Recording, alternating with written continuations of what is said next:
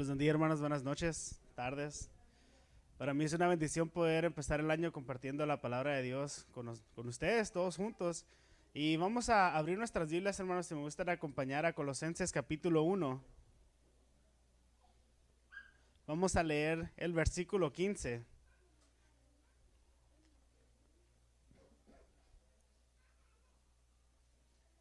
Si gusta ponerse de pie ya que lo encuentre, hermanos, Colosenses capítulo 1, versículo 15.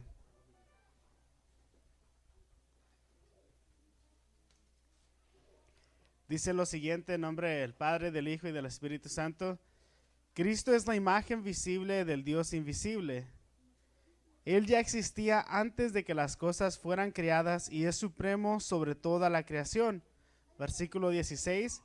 Porque por medio de él Dios creó todo lo que existe en los lugares celestiales y en la tierra. Hizo las cosas que podemos ver y las que no podemos ver, tales como tronos, reinos, gobernantes y autoridades del mundo invisible. Todo fue creado por medio de él y para él. Vamos a orar, hermanos, y ahorita vamos a meditar en esta palabra, vamos a estudiarla, vamos a ver quién es Cristo Jesús. Empezando el año, muchos tienen propósitos, resoluciones, tienen ideas, metas que quieren lograr, pero como iglesia lo más importante que debemos recordar es quién es Jesús. Así que vamos a orar, hermanos, y ahorita estudiamos esta escritura. Amén. Señor, en esta tarde te agradecemos porque tú eres bueno con nosotros, así como pudimos terminar el último año, Señor, sabiendo que tú eres bueno y fiel con nosotros. Podemos empezar este año congregándonos, estudiando tu palabra, adorándote, Señor. Y yo no sé qué meta se ha hecho la iglesia, Señor. Yo no sé si la meta de ellos fue llegar al servicio, si era congregarse más, si era venir o leer 3 capítulos diarios. Yo no lo sé, Señor.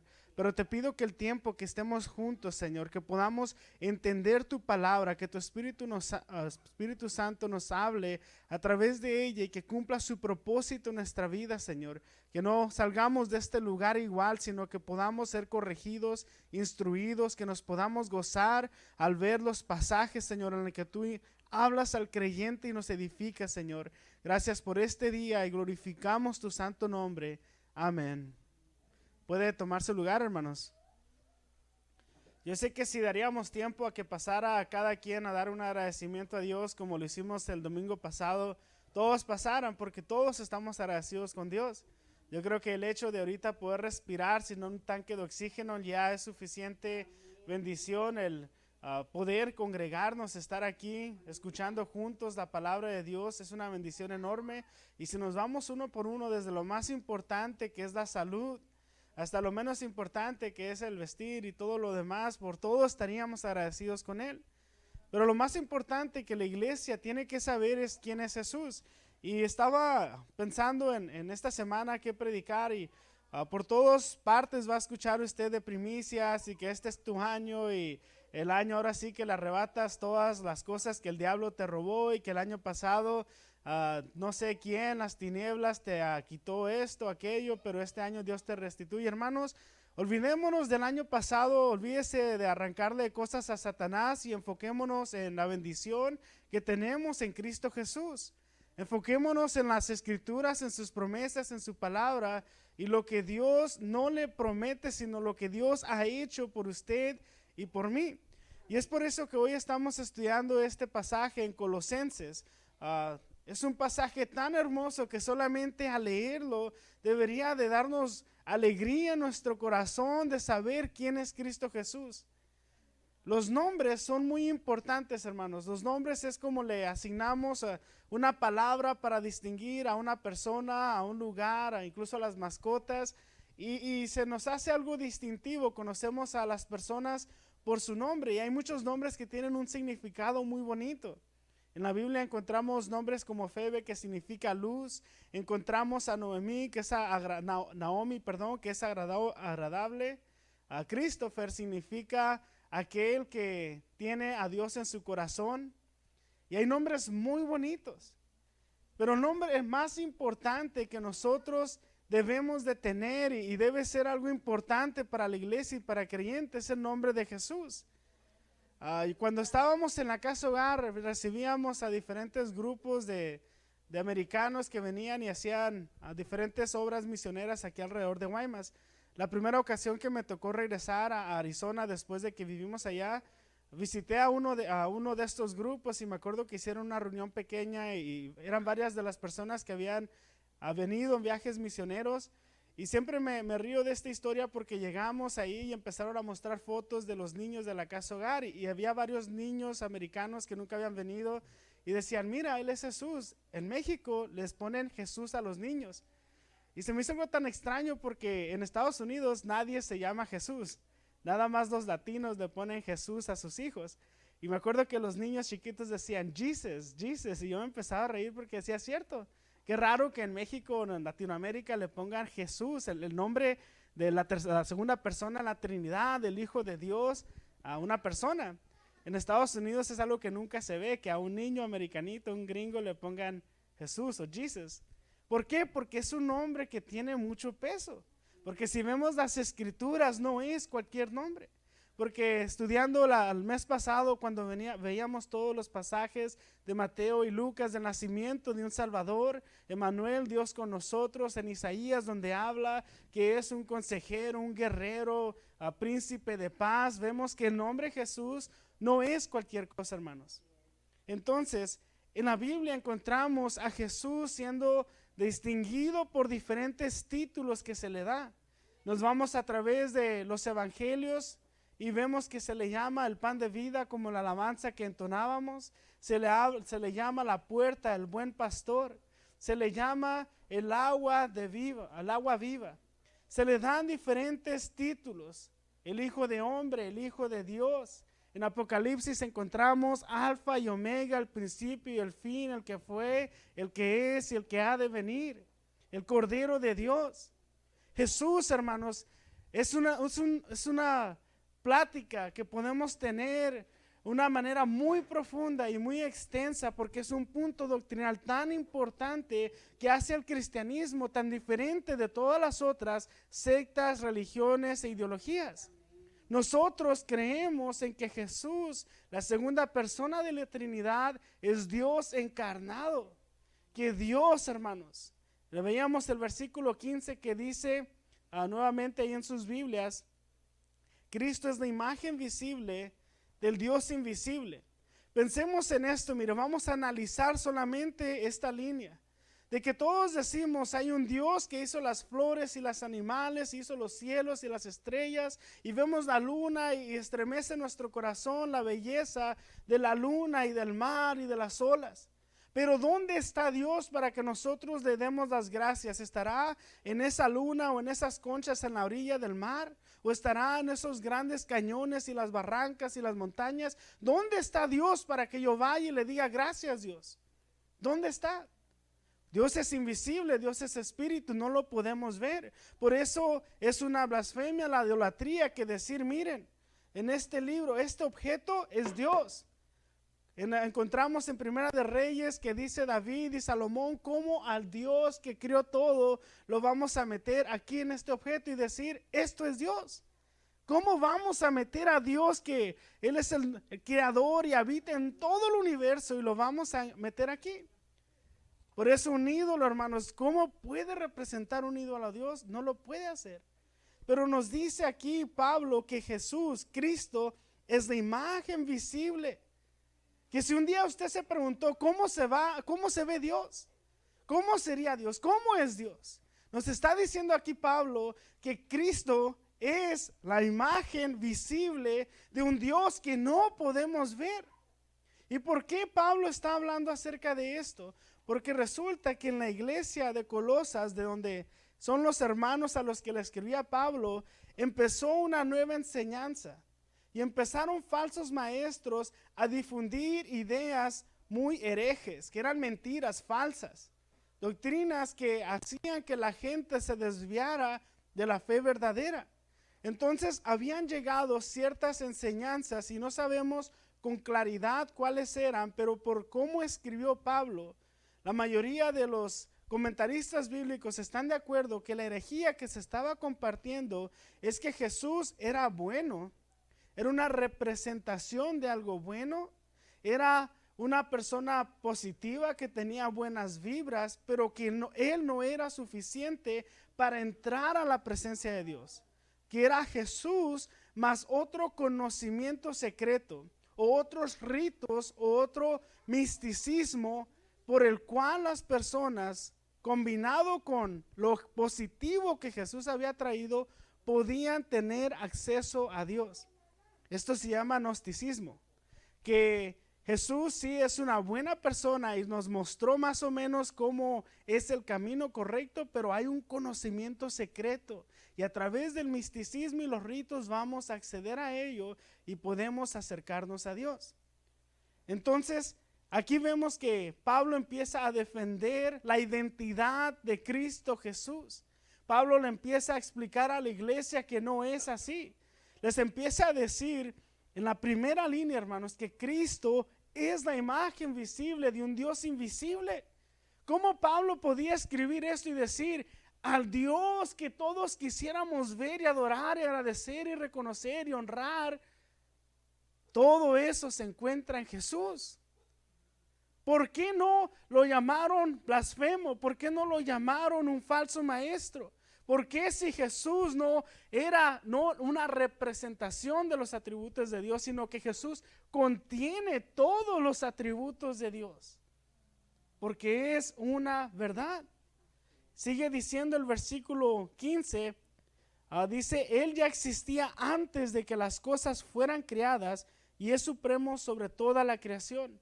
¿Por qué es tan importante esta segunda parte del versículo? Porque hay religiones, otras sectas, como los testigos de Jehová, que creen que Jesús fue un ser creado. Y aquí claramente estamos viendo en las escrituras que dice Pablo, no. El gnosticismo, los testigos de Jehová y otras ideologías creen que Jesús es un ser creado, que es un ángel, que es esto, es aquello. Pero aquí Pablo directamente está diciendo, Él ya existía antes de que todas las cosas fueron creadas. Y es supremo sobre toda la creación. ¿Por qué es superior? ¿Por qué es supremo sobre la creación?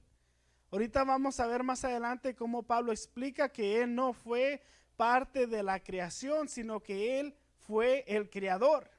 Él no fue creado junto con el mundo, las estrellas y todo lo demás, sino que Él fue un agente activo en la creación como el creador.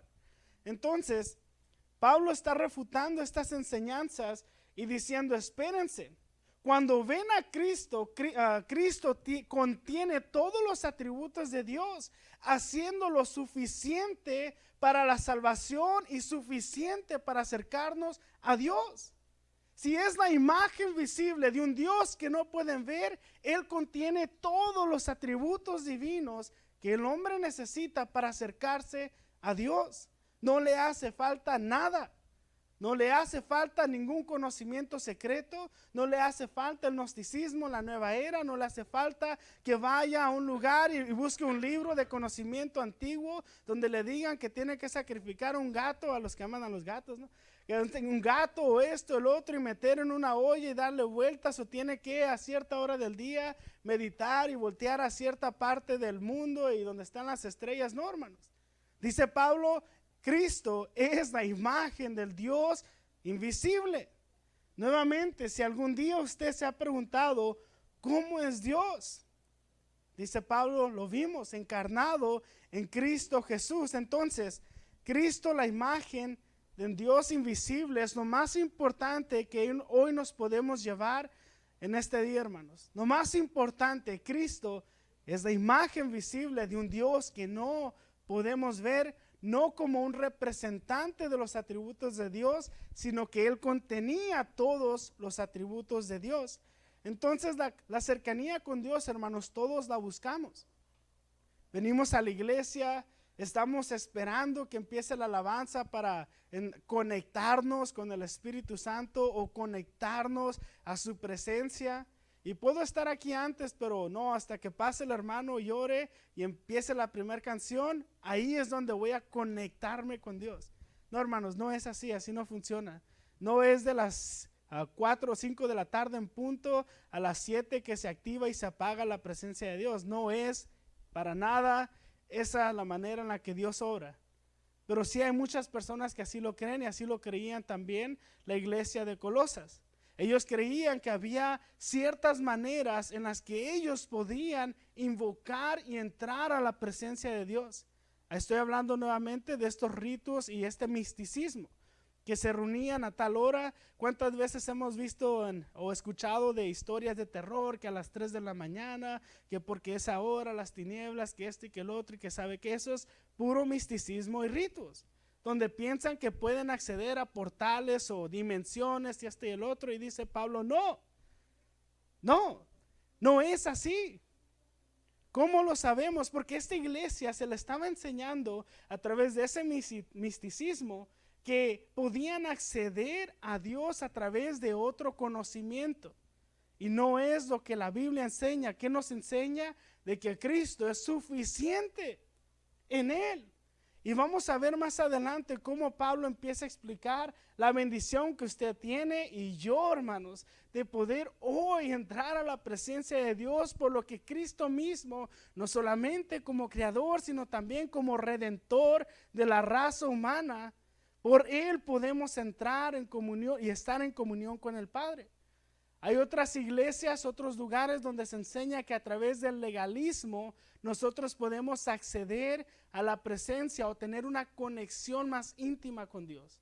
¿Cuál es el legalismo? Es que si te pones un arete o si te pones un pantalón o si haces esto o aquello, si tu cabello, si el color, si el maquillaje, no entras a esa conexión con Dios, no tienes comunión con Él porque estás predicando con botas. Y debes de predicar con zapatos o porque no te rasuraste en domingo. El legalismo. Empiezan a enseñar que no puedes conectarte o entrar a esa comunión o a la presencia de Dios por tu apariencia física, por lo que haces o no haces. Y el problema con esto es de que se pierde lo que Cristo hizo en la cruz del Calvario y usted piensa que usted va a poder entrar a la presencia de Dios por lo que hace o no hace, por cómo se comporta o no se comporta, por cómo se viste o no se viste, y usted llega a pensar que se ha obtenido o ganado la salvación y que Dios le debe algo porque usted ha sacrificado y dado tanto por Él. Ese es el problema del legalismo. Entonces estaba el gnosticismo, que enseñaba que había un conocimiento secreto a través de ritos y ese tipo de cosas por el cual podían acceder a Dios. Y está el legalismo que dice, no, puedes acceder a Dios dejando de hacer todas estas cosas, y si tú le echas ganas y te sacrificas y vienes y haces y esto y el otro. Las dos ideas están equivocadas. Nosotros, hermanos, encontramos en las Escrituras las buenas nuevas. Las buenas nuevas es el Evangelio, es la noticia de que Jesús, Dios, vino a la tierra. Cuando toda la raza humana había pecado, Romanos 3:23, todos nosotros habíamos pecado, nacimos en pecado, hemos caído muy por debajo del estándar glorioso de Dios. Entonces nos enseña la Biblia que solo en Cristo Jesús los pecadores pueden encontrar gracia y fe. ¿Y para qué es la gracia y la fe? Para que un hombre que estaba muerto en sus delitos y sus pecados encuentre el perdón de Dios y pueda nacer de nuevo. Y al nacer de nuevo nosotros ahora somos adoptados dentro de la familia de Dios y somos reconciliados con Él y ahora podemos tener paz con Él. Romanos 5:1 dice que hoy tenemos paz para con Dios por lo que hizo Cristo en la cruz del Calvario. Muy sencillo, sí, pero muy difícil de creer, muy difícil de realmente poner nuestra confianza en lo que la palabra de Dios nos dice, porque muchas veces es más llamativa las mentiras de Satanás, en el misticismo, en el conocimiento oculto, en un libro, en un hechizo, en esto, en aquello, en el legalismo de que yo me ganaré la salvación, yo soy más espiritual que otro hermano porque tengo o no tengo pantalón, porque uso o no uso corbata, porque vine o no vine a tal evento, a tal actividad. Los dos están equivocados, el gnosticismo y el legalismo. No es por eso que tenemos nosotros hoy comunión con Dios, sino es por lo que Cristo ha hecho. Es lo que quiere enseñarle Pablo a la iglesia de Colosas. Vamos a leer el versículo 17, viene juntamente con lo que nos dice el versículo 15. Dice lo siguiente el versículo 17: Él ya existía antes de las cosas y mantiene unida toda la creación. En 2 ocasiones en el mismo pasaje, Pablo deja claro que Jesús no participó en la creación como un ser creado, sino que estuvo activo en la creación como el creador. Dios mismo, Jesucristo, Dios encarnado en Él es supremo sobre toda la creación porque Él mismo la creó. La Biblia nos enseña que es el heredero divino del Padre quien sostiene todas las cosas. Se llama la soberanía de Dios, hermanos. Que no importa si en las noticias escuchamos esto, aquello, crisis, coronavirus, vacunas, efectos secundarios, que trabajos, que ahorita vienen las campañas políticas y cada quien agarra su gallo. Y hermanos, confíen en la soberanía de Dios, que Él está en control, que va a ganar el que a Dios le plazca, no por el que vayan y oren más, o haga o no haga, o diga o no diga.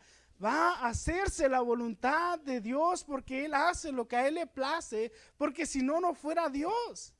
Si Dios cambiara de opinión, si nosotros, hermanos, pónganse a pensar en esto, le fuéramos a un candidato, pero la iglesia cristiana de acá abajo de la calle le fuera otro, ¿a quién le va a hacer caso a Dios? ¿Al que ayune más, al que ore más? Hermanos, Dios no se mueve por lo que los hombres hagan. Él hace lo que a Él le place. Él hace su perfecta voluntad. Es lo que la Biblia nos enseña. El libro de Daniel habla acerca de varios reyes que conocieron a Dios de primera mano por este hombre Daniel. Y en uno de ellos, un hombre que se llama, un rey llamado Nabucodonosor, que se creyó lo más alto, fue criado casi a un animal por 7 años, estuvo afuera en la intemperie comiendo del pasto, y después de 7 años Dios le permite regresar a su conciencia de humano, y empieza a hablar de una manera tan hermosa, reconociendo que Dios, hay un único Dios solamente en toda la tierra, y Él hace lo que a Él le place.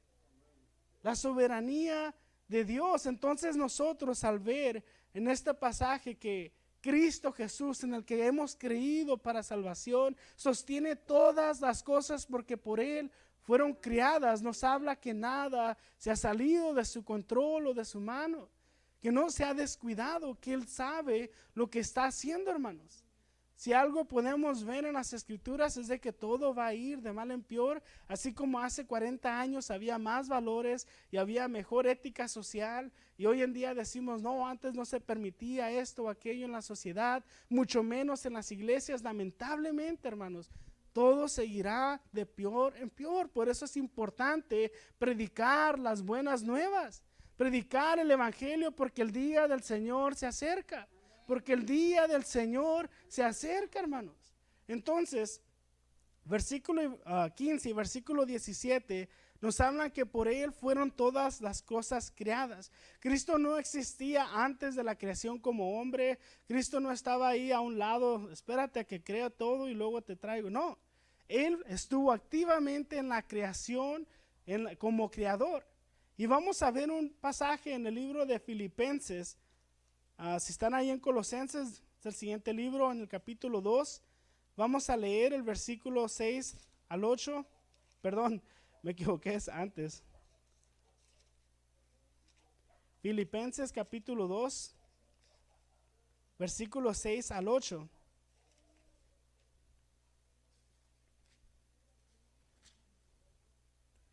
Dice lo siguiente, versículo 6, aunque era Dios, no consideró que Él a ser igual a Dios, voy a empezar de nuevo. Aunque era Dios, no se consideró que el ser igual a Dios fuera algo a la cual aferrarse. En cambio, renunció a sus privilegios divinos, adoptó la humilde posición de un esclavo y nació como un ser humano. Cuando apareció en forma de hombre, se humilló a sí mismo en obediencia a Dios y murió en una cruz como morían los criminales.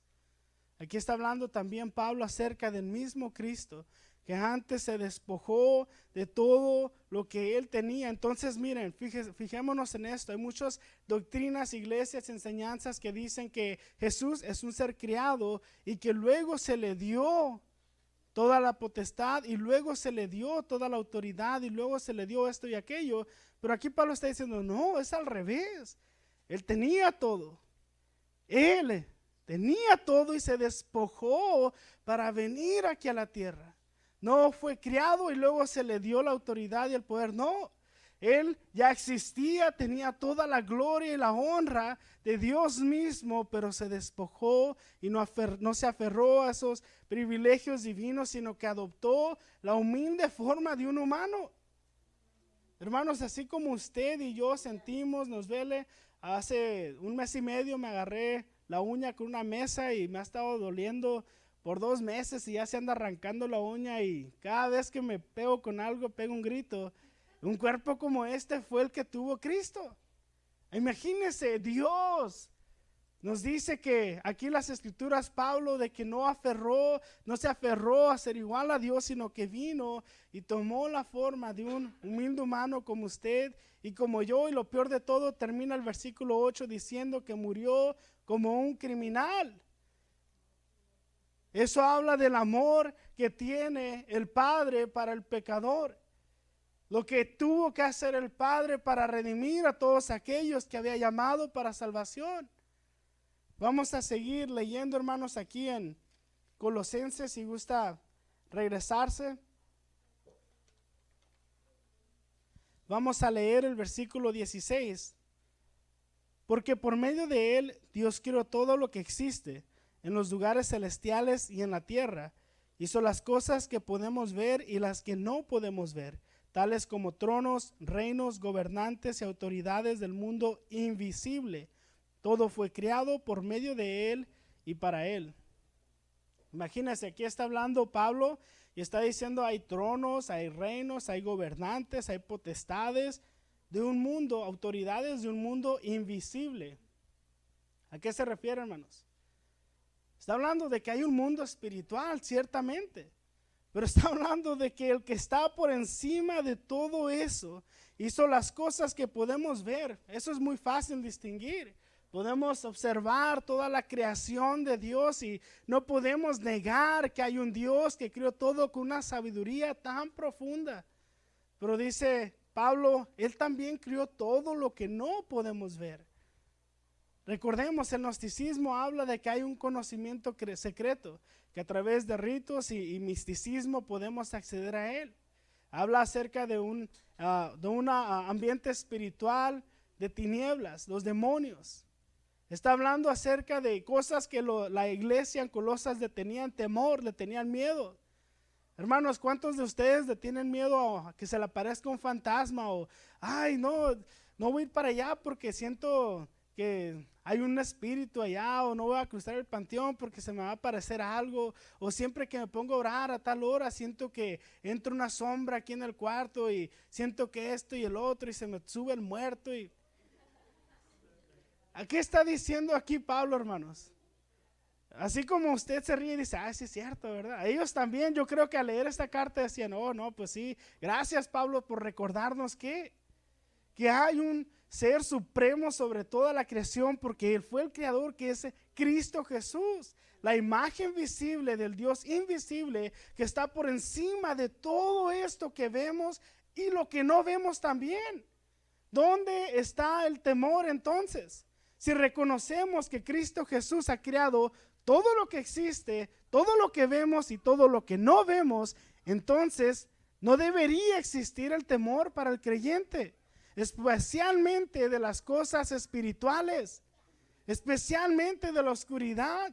Debería tener más miedo a una piedra y no caer a que le salga un espíritu, un demonio, que se escuche unas cadenas de Llorona, y más aquí en estos terrenos, ¿no? Pablo le habla a la iglesia y le dice, recuerden, por medio de él Dios creó todo lo que existe en los lugares celestiales, allá arriba, hermanos, y en la tierra. Hizo las cosas que podemos ver y las que no podemos ver. ¿Y qué es lo que no podemos ver? Empieza a distinguir Pablo, tales como reinos, gobernantes y autoridades del mundo invisible. Todo fue creado por medio de Él y para Él.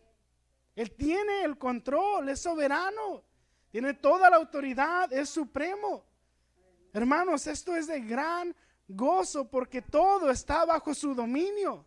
Todo, demonios, gobiernos, autoridades invisibles. Vamos a regresarnos a Filipenses y vamos a terminar ese pasaje que estábamos leyendo. Leímos del capítulo 2, versículos 6 al 8. Vamos a leer del versículo 9 al 11. Está hablando aquí acerca de Jesús. Dice lo siguiente: por lo tanto, Dios lo elevó al lugar de máximo honor y le dio el nombre que está por encima de todos los demás nombres, para que ante el nombre de Jesús se doble toda rodilla en el cielo y en la tierra y debajo de la tierra, y toda lengua declare que Jesucristo es el Señor, para la gloria del Dios Padre. Amén. ¿Qué temor debería de tener el creyente para las cosas que ve y para lo que no ve? Usted puede ver una crisis financiera, usted puede ver la preocupación, usted puede ver, no, son cosas intangibles. No debemos temer nada visible o invisible, hermanos, para nada. Dios está en control, Cristo nuestro Salvador es por supremo y todo está bajo su dominio. Entonces vamos a leer el versículo 18 de Colosenses capítulo 1.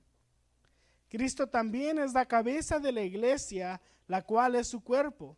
Él es el principio, supremo sobre todos los que se levantan de los muertos, así que Él es el primero en todo. Me gusta mucho que al inicio del servicio la hermana Chuy hablaba de las primicias, que estamos aquí, que es el primer domingo del año. El Antiguo Testamento tiene un montón de por ejemplo, el sistema de sacrificios era para indicar que se necesitaba un sacrificio para el pecado del hombre. Y tenemos en el Antiguo Testamento muchísimas formas y cosas que nos muestran al Redentor, al Mesías, a Cristo Jesús.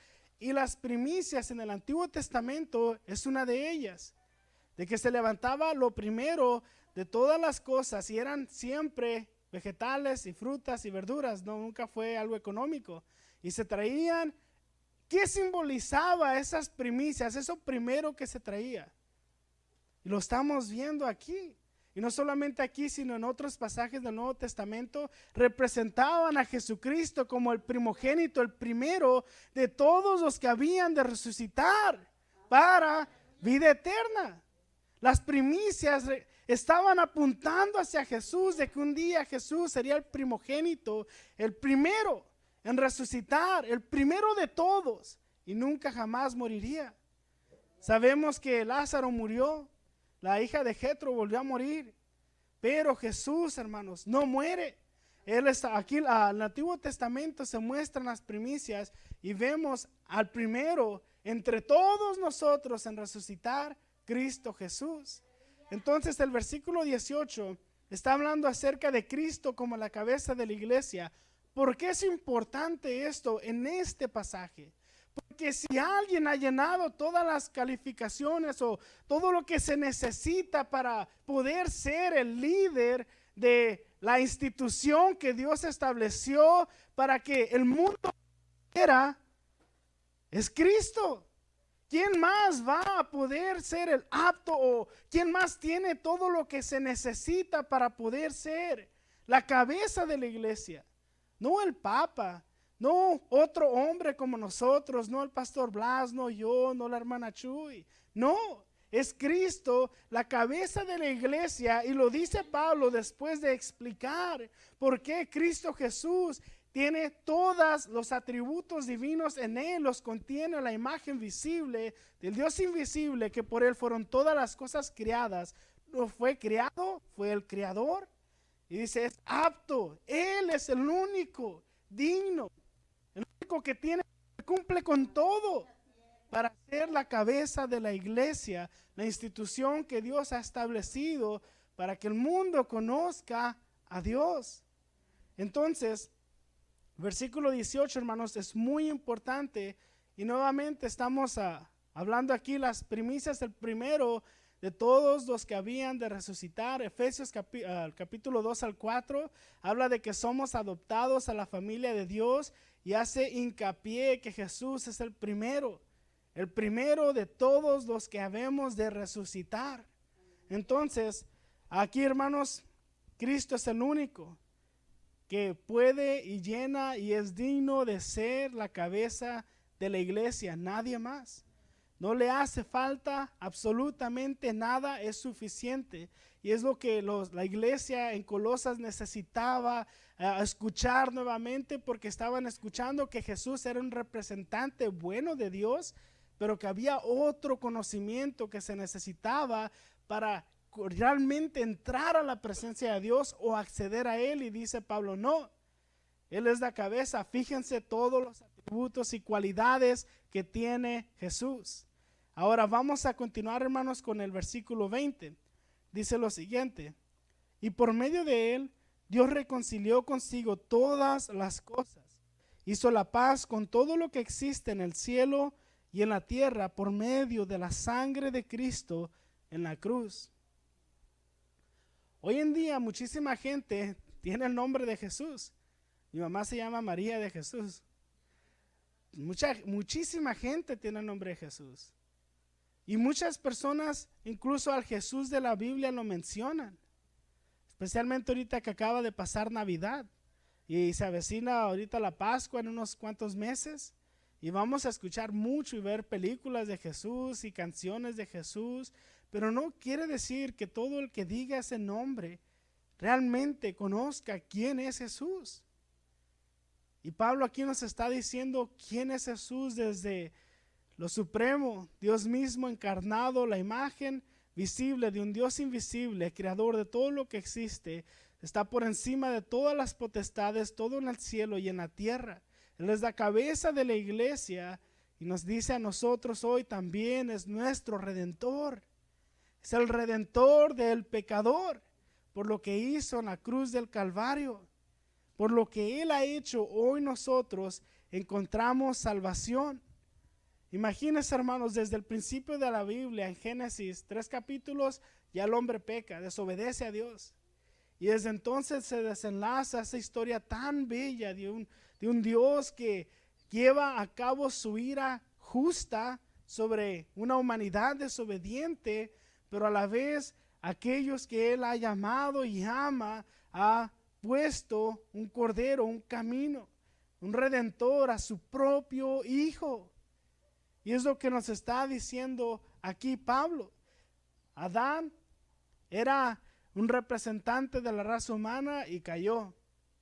Tenemos la caída del hombre, se rompe la comunión, se rompe la relación que el hombre debería de tener con Dios. Y Jesús satisface la ira justa de Dios en la cruz del Calvario, cuando muere y derrama su sangre, como nos dice el versículo 18, el versículo 20. Derramó su sangre por nuestro pecado. Entonces, hay otras ideas dentro del cristianismo que dicen que todos vamos a ser salvos, por lo que dicen pasajes como el versículo 20. Se llama universalismo. Que todos vamos al final ser salvos porque Dios es bueno y su sangre es poderosa para salvar a todos. Pero eso no es lo que está diciendo aquí, hermanos. Lo que está hablando es acerca de lo que Él ha hecho, no para todos, hablando de la raza humana en general, sino que está hablando acerca de lo que Él ha hecho por amor a los que Él ha escogido para salvación. Entonces, lo que estamos leyendo, hermanos, es algo tan bello para el creyente, para la iglesia, distinguir al Cristo en el que creemos nosotros del Cristo, del Jesús que escuchamos en muchos otros lugares. ¿Qué significa para nosotros, hermanos, el nombre de Jesús? Hay lugares donde se utiliza para burla, para bromas. Hay lugares donde se utiliza para ofender a personas. Es muy raro de que no utilicen el nombre de Buda o de Mahoma para hacer chistes o ofender o decir groserías, pero en nombre de Jesús o de Dios sí lo hacen. En nombre de Cristo lo hacen. Entonces, ¿qué significa para nosotros? Aquí la iglesia, hermanos, vemos que ellos tenían un problema, estaban batallando porque creían o les estaban enseñando que Jesús representaba algo bueno, pero hacía falta algo más para tener acceso al Padre. Y de resumen, Pablo les dice, no, Él es el primogénito de toda la creación, el Hijo de Dios. Él es el alfa y el omega, el principio y el fin. Él es el rey de reyes. Él es el creador, no un ser creado. Nos habla de que Jesús es la cabeza de la iglesia y nuestro redentor, y suficiente para salvación, suficiente para que nosotros tengamos hoy comunión con Dios, hermanos. Él es suficiente. Entonces nos podemos acercar a Él, a Dios, por medio de Jesús. No a través de conocimiento oculto o misticismo o ritos o a tal hora volteando a tal lugar con la luna en tal posición, para nada. Dice Pablo, Jesús es suficiente para tener acceso y comunión a Dios. Jesús es suficiente. Entonces ni el legalismo, ni los ritos, ni todo lo místico nos puede acercar a Dios. Únicamente Cristo Jesús.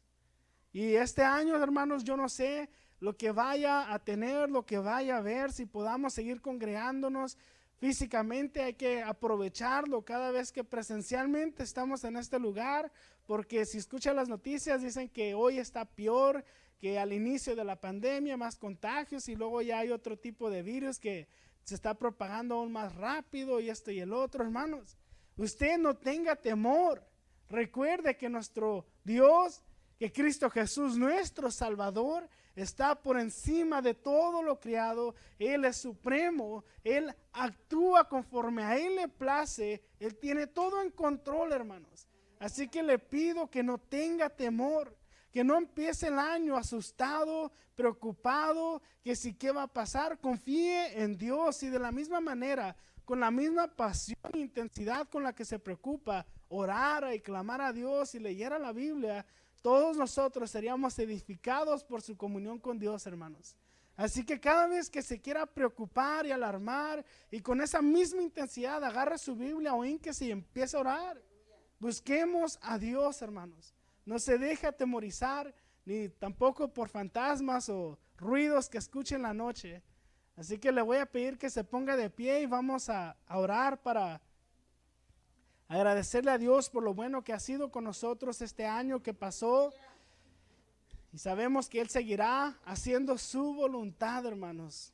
Él es bueno, amén. En este día venimos ante ti, Señor Jesús, agradecidos por lo que has hecho en la cruz del Calvario por cada uno de nosotros. Las Escrituras nos hablan, Señor, de que la raza humana está bajo una condenación, que es el pecado, y la paga de esa condenación es la muerte. En la cruz del Calvario tú satisfaciste esa ira justa de Dios, y hoy podemos entrar a ti por ese sacrificio que tú has hecho, Señor. Te pido por cada hermano que está en este lugar, Señor. Al empezar este año, Padre, te pido que tú estés con cada uno de ellos, que no tengan preocupación ni temor, que no estén alarmados por lo que va a pasar, sino que estén preparados, sino que lean las Escrituras, Señor, se alimenten de ti, sean edificados, que busquen más de ti, Señor Jesús. Te pido que en su corazón el deseo más grande sea, Padre, conocer más de tu palabra, obedecer tus mandamientos, vivir bajo tus enseñanzas, Señor. Te pido por cada hermano que hoy está batallando, Padre, para poner su confianza en ti. Te pido que tu Espíritu Santo toque su vida, Señor. Te pido, Padre, que puedas estar en los momentos más difíciles, consolando, sosteniendo a cada uno de los miembros de la iglesia, y que tu palabra siempre venga, Padre, para animarnos en esos momentos de desaliento. Conforme empezamos este año, Señor, te pido que te conozcamos aún mejor, Señor, en tu palabra, en nuestra comunión contigo, y que podamos ser de bendición a los que nos rodean, Cristo Jesús. Te agradecemos por este día que pudimos escuchar tu palabra, y te agradezco por cada hermano, Señor, que ha dispuesto su corazón a que tú obres en ellos, Señor, que está atento escuchando tu palabra, que está escudriñando en las escrituras, Señor, para conocerte mejor. Bendecimos sus vidas, Señor, y te agradecemos por lo bueno, Señor, que has sido con nosotros. Gracias, Cristo Jesús, en tu nombre oramos. Amén.